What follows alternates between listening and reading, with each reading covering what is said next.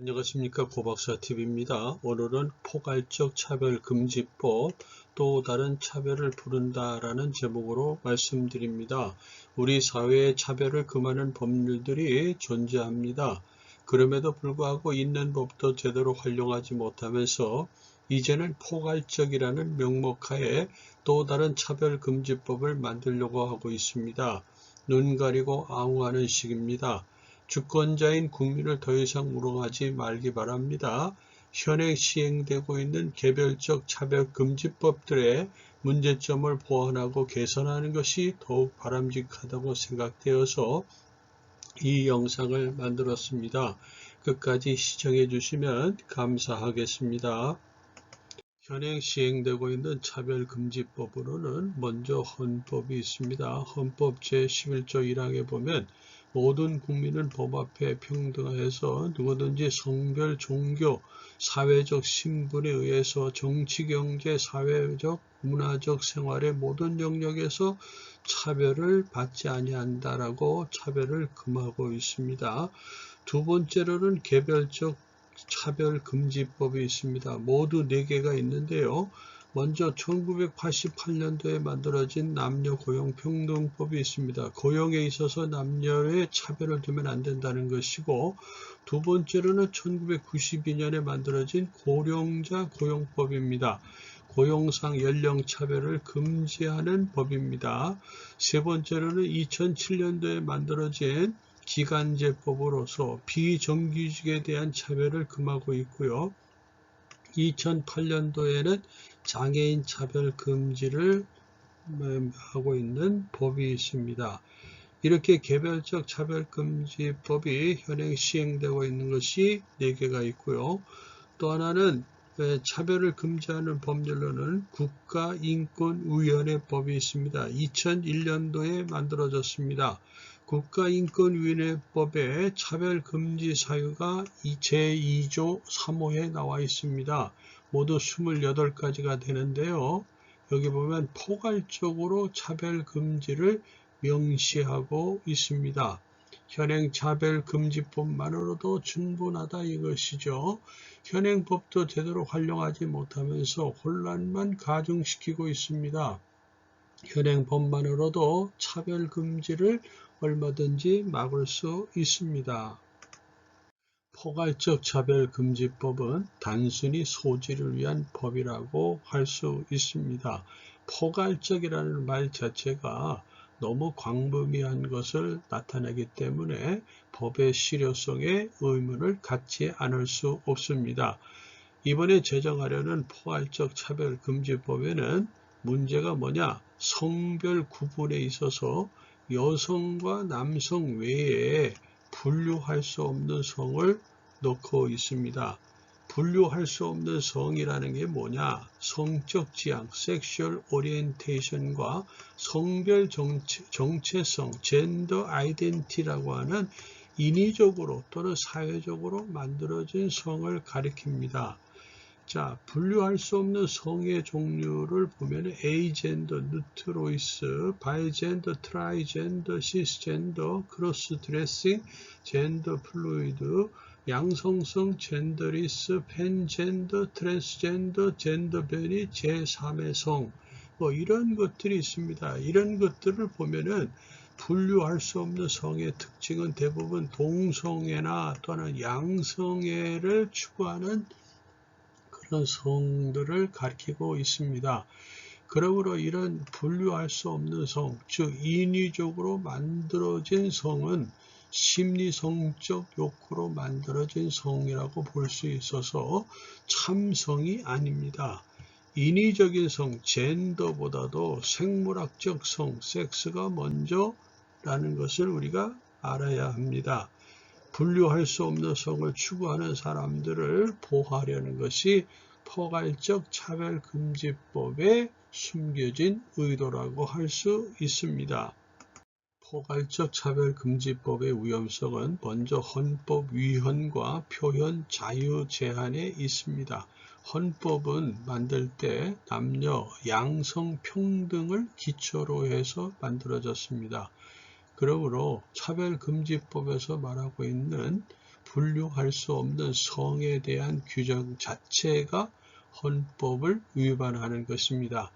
하위법을 만들 때는 반드시 헌법을 기준으로 해서 만들어져야 되는 것이 가장 기본인 것입니다. 이것을 위반하고 있습니다. 또한 표현 자유에 대한 것은 헌법 제21조 언론, 출판, 집회, 결사의 자유를 막고 있고 제37조 국민의 자유와 권리는 헌법에 열거되지 아니한 이유로 경시되지 않는다라는 것을 하고 있습니다. 제한하지 못하도록 한 것이죠. 두 번째로는 기존 질서의 혼란을 가져오는 위험성이 있습니다. 남녀로 구성된 가정제도가 파괴됩니다. 그리고 행정제도의 개편으로 인해서 국력을 낭비하는 결과를 초래하게 되고 세 번째로는 역차별을 가져올 위험성이 있습니다. 소수자를 보호하려고 다수자를 억압하는 역차별을 가져오게 됩니다. 네 번째로는 도덕적 기준을 파괴하게 됩니다. 옳고 그름에 대한 도덕적 기준이 모호해서 사회 질서의 혼란을 야기하게 되게 되고요. 마지막 다섯 번째로는 사회 통합을 저해하게 될 겁니다. 공공가치나 공공선 추구가 어려워져서 국민 간의 사회 통합을 저해할 수 있는 위험성을 가지고 있습니다. 차별금지법에서 말하는 분류할 수 없는 성에 속한 동성애자에 대한 국민들의 반응을 살펴봅니다. 2019년도 한국행정연구원과 한국갤럽에서 조사한 내용을 인용했습니다. 먼저 한국행정연구원은 동성애자가 나의 이웃, 직장 동료, 절친한 친구, 배우자가 되는 것을 받아들일 수 있는지 여부를 물었습니다. 그랬더니 받아들일 수 있다라는 것이 나의 이웃으로 23.2%, 직장 동료 13.2%, 절친한 친구로 6%, 배우자로는 0.6%로 받아들일 수 있다고 하는 반면에 어떤 관계로도 받아들일 수 없다라는 응답이 57.1%가 나왔습니다. 결과를 보면 2018년보다도 49%에서 대폭 증가한 것을 나타내고 있고요. 동성을 자녀의 배우로 받아들일 수 있는지 물었습니다. 그랬더니 전혀 동의하지 않는다가 74.2%, 별로 동의하지 않는다가 16.5%로 결과적으로 보면 응답자의 대다수 90.7%가 원치 않는다. 동성을 자녀의 배우로 받아들이는 것에 대해서 동의하지 않는다라고 답했습니다. 한국갤럽 조사를 보면 전국 성인 1,002명을 대상으로 했는데 동성결혼 법제와 찬성 여부입니다. 결과적으로 찬성이 35%가 나왔습니다. 2001년도 17%, 2013년도 25%, 2014년도 35%와 같은 수치를 나타내고 있는데 결과를 보면은 20대가 가장 많이 찬성했습니다. 62%, 반대는 29%입니다. 전체적으로 보면 동성결혼의 법제화를 부정적으로 인식하고 있는 것으로 나타났고요. 또한 서울 퀴어 문화축제에 대한 질문을 했더니 좋게 본다가 25%, 좋지 않게 본다가 2배인 50%를 응답했습니다. 즉 좋지 않게 보는 견해가 다수라는 것을 알 수가 있습니다. 절대 다수의 국민은 바랍니다. 생물학적인 남성과 여성 성별만을 지지합니다. 절대 다수의 국민은 전통적이고 인류 보편적인 남성과 여성을 기반으로 만들어진 가정만을 지지합니다. 절대 다수의 국민은 차별하거나 차별을 원하지 않으며 단지 자신의 의사가 제한받는 것을 원치 않습니다. 절대 다수의 국민은 옳고 그름에 대한 자신의 의사를 표현할 자유와 권리를 원합니다. 법은 공명정대해야 됩니다. 특히 법은 더욱 그렇습니다. 법은 누구에게나 사사로움이나 그릇됨이 없이 정당하고 떳떳하게 적용돼야 됩니다.